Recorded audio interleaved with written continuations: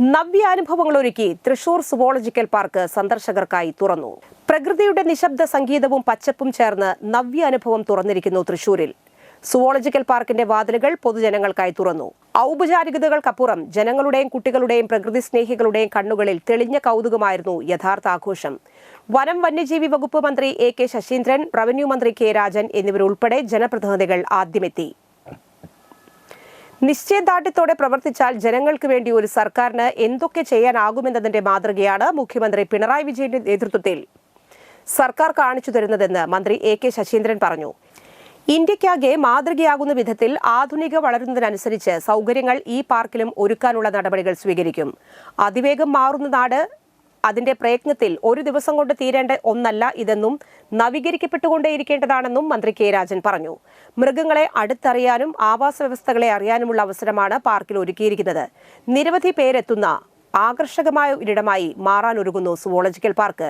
ജില്ലാ panchayat president Mary Thomas, Ollukkara block panchayat president Sreevidya Rajesh, Puthur panchayat president Bindu Sethumadhavan, ജില്ലാ collector Arjun Pandian, additional principal chief forest conservator George P. Mathachan, ത്രിതല പഞ്ചായത്ത് ജനപ്രതിനിധികൾ, രാഷ്ട്രീയ പാർട്ടി പ്രതിനിധികൾ, വനംവകുപ്പ് ഉദ്യോഗസ്ഥർ, മുൻ ജനപ്രതിനിധികൾ, പ്രദേശവാസികൾ എന്നിവരും പാർക്ക് പൊതുജനങ്ങൾക്ക് തുറന്നു നൽകിയതിനു ശേഷമുള്ള ആദ്യ സന്ദർശനത്തിന്റെ ഭാഗമായി.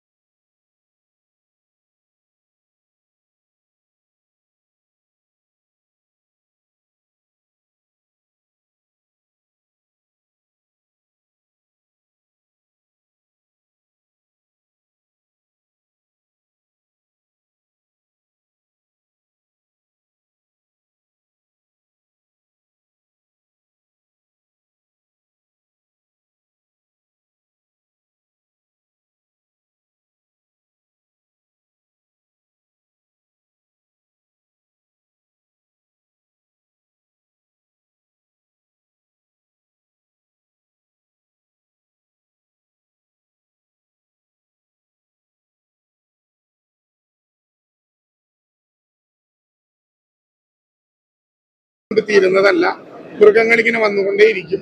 ഇന്നും നാളെയും ഒക്കെ വരാനുള്ള മൃഗങ്ങളുണ്ട്. നമ്മുടെ വിദേശ മൃഗങ്ങൾക്ക് 4 കോടി രൂപ ഇതിനകം അടച്ചിട്ടുണ്ട്. അതതിന്റെ സീസൺ അനുസരിച്ചാണ് വരിക. പെറ്റിംഗ് സൂ നമുക്ക് മെയ് മാസത്തോടു കൂടി അരുമ മൃഗങ്ങളെ കൊണ്ടുവരാനുള്ള പെറ്റിംഗ് സൂ ഹൈദരാബാദിലുള്ള